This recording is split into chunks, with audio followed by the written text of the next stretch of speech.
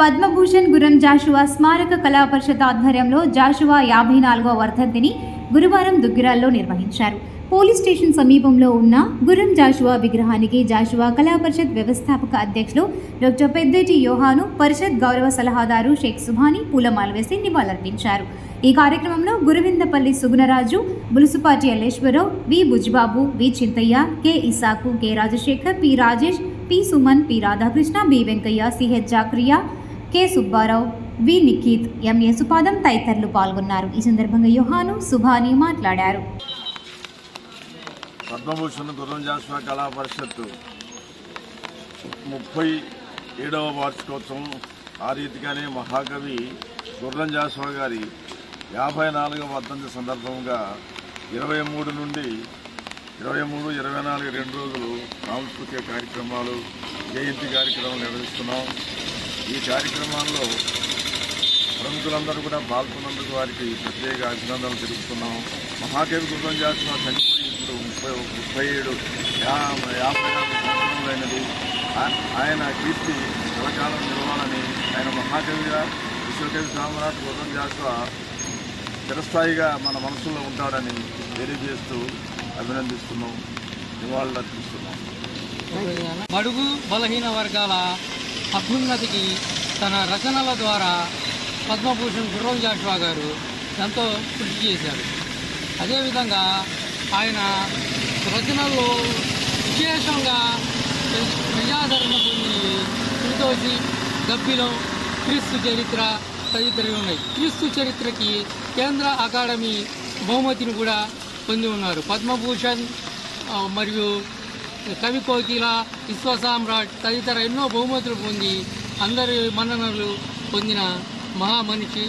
అలాగే ఆయన మన ఉమ్మడి రాష్ట్రంలో శాసన మండలి సభ్యునిగా ఎన్నో అమోఘమైన సేవల్ని అందించారు. ఆయన 54వ వర్ధంతి సందర్భంగా ఇక్కడ మేమందరం ఆయనకి ఘన నివాళులు అర్పించడం అయింది. దుగ్గిరాల మండల పరిషత్ కార్యాలయంలో దుగ్గిరాల, కొల్లిపెర, తెనాలి మండలాల రైతు సేవా కేంద్రాల్లో పనిచేసే సిబ్బందికి గురువారం శిక్షణ కార్యక్రమం నిర్వహించారు. ముఖ్యంగా ప్రకృతి వ్యవసాయ పద్ధతులపై స్క్రీన్ ద్వారా వివరించారు. మొత్తం 3 రోజుల పాటు ఈ శిక్షణను కొనసాగించనున్నారు. తొలుత జ్యోతి ప్రజ్వలన కార్యక్రమం జరిపారు.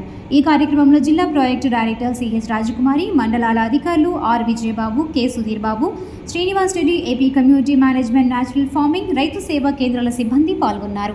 ఈ సందర్భంగా రాజకుమారి మాట్లాడారు.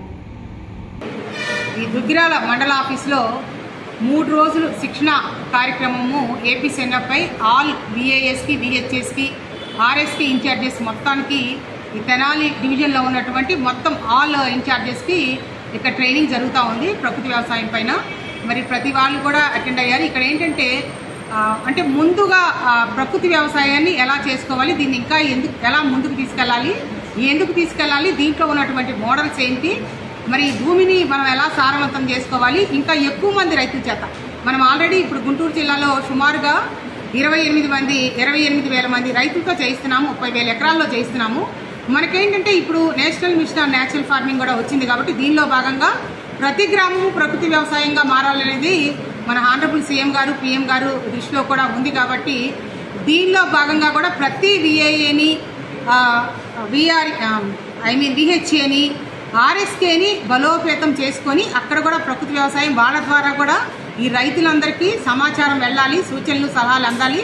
ఈ రైతుల్ని ఇంకా మనం ఎక్కువ చేసుకోవాలనే ఉద్దేశంతో ఈ 3 రోజుల ట్రైనింగ్ కూడా వీళ్ళకి ఇవ్వటం జరుగుతుంది. అంటే ఆర్ఎస్కే ద్వారా అన్ని సేవలు ఒకటే పాయింట్ నుంచి అందాలి. అంటే వన్ ఫార్మర్ స్టాప్ లాగా, అంటే ప్రకృతి వ్యవసాయం చెప్పేవాళ్ళు ఒకళ్ళు, కెమికల్ వ్యవసాయం చెప్పేవాళ్ళు ఒకళ్ళు, ఇంకొకటి కాకుండా ప్రతి ఆర్ఎస్కే ఇన్ఛార్జికి కూడా ప్రతిదీ తెలియాలనే ఉద్దేశంతో మన గౌరవ సిఎస్ గారు కూడా ఇది చెప్తూ ఉన్నారు. సో మన గౌరవ డైరెక్టర్ గారు కానివ్వండి, అలానే హార్టికల్చర్ డైరెక్టర్ గారు ఈరోజు EVC Vijay Kumar sir, RYSS Vijay Kumar sir కూడా మాట్లాడారు జూమ్ ద్వారా కూడా ప్రారంభ ఉపన్యాసంలో. అలానే మా డిస్ట్రిక్ట్ అగ్రికల్చర్ ఆఫీసర్ అయితే నాగేశ్వరరావు గారు కూడా ఈ ప్రారంభ ఉపన్యాసం చేశారు.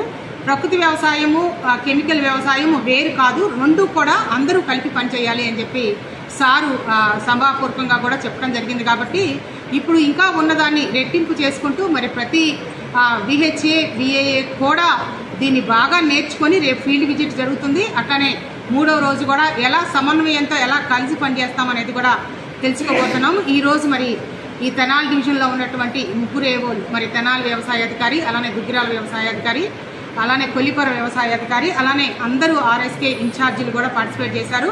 అలానే ప్రకృతి వ్యవసాయ సిబ్బంది కూడా పార్టిసిపేట్ చేశారు. మార్నింగ్ నుంచి కూడా వీళ్ళు ఈ ప్రకృతి వ్యవసాయంలో ఉన్నటువంటి 9 సూత్రాలు ఏంటి, ప్రకృతి వ్యవసాయం ఎలా క్లైమేట్ రెసిలియన్స్ అయ్యింది అనేది కూడా తెలుసుకోవడం జరిగింది. సో ఇప్పుడు మరి ఈ దుగ్గిరాలు కానివ్వండి, ఈ డివిజన్లో ఉన్నటువంటి అధిక వర్షాలకి మనకు గత వారం రోజులుగా మరి అల్పపీడనం వల్ల మరి వర్షాలు పడుతూ ఉన్నాయి. ఈ వాతావరణంలో అసమతుల్యత కూడా మనం ఎక్కువ ఎరువులు పురుగు మందులు వాడటం వల్ల వస్తుందండి. వర్షం అంతా కూడా ఒక 2 నెలల నుంచి పడాల్సిన వర్షం అంతా ఈ 4-5 రోజుల్లోనే పడుతుంది మనకి. సో అంటే ఎర్రాటిక్ డిస్ట్రిబ్యూషన్ ఆఫ్ రెయిన్ఫాల్ అంటాము. మనకి ఈ అసమతుల్యతల వల్ల కూడా ఇవన్నీ ఎక్కువ ఎరువులు పురుగు మందులు వాడటం వల్ల కూడా ఇలాంటివన్నీ సంభవిస్తూ ఉంటాయి. కాబట్టి మనం వీలైనంత వరకు ఎరువులు పురుగు మందులు తగ్గించుకుంటూ ఈ 365 రోజులు భూమిని కప్పి ఉంచుకుంటూ ఎక్కువ పిఎండిఎస్ అనేది వాడుకుంటూ మరి రైతులందరూ కూడా తమ పంటలను రక్షించుకోవాలి. అలానే ఇప్పుడు ఈ ముంపుకు గురైనటువంటి పొలాల్లో నుంచి ఈ నీటిని తీసివేసుకోవాలి. ప్రకృతి వ్యవసాయంలో అయితే ఏంటంటే ఘనజీవామృతం అనేది వేసుకోవాలి ఖచ్చితంగా 400 kg. అలానే ద్రవజీవామృతం కూడా, ఎందుకంటే ఫస్ట్ నీటిని తీసేయాలండి ఫస్ట్. అలానే ఈ కెమికల్స్ కూడా మరి వ్యవసాయాధికారులు తగిన సూచనలు సలహాలు ఇవ్వడానికి రైతులకి సిద్ధంగా ఉన్నారు. ఇవి పాటించడం వల్ల ఏంటంటే జనరల్గా ఏంటంటే వరి అనేది మొండి మొక్క కాబట్టి ఖచ్చితంగా నీరు పోయిన తర్వాత బయటికి అన్నీ కూడా బయటకు వస్తాయి అనుకుంటాము. బయటికి వచ్చిన వెంటనే ఈ ఘనజీవామృతం కానీ ద్రవజీవామృతం కానీ వేసుకోవాలి. అలానే ఆ కెమికల్స్ కూడా 3-19 కానీ లేకపోతే 5% యూరియా కానీ కూడా వేసుకోవచ్చు అని చెప్పి వ్యవసాయాధికారులు సూచిస్తున్నారు. కాబట్టి ఈ సలహాలు సూచనలు పాటించి రైతులందరూ కూడా చక్కగా వాళ్ళ పొలాలని సుభిక్షంగా చేసుకోవాలని కోరుతున్నాను. Thank you.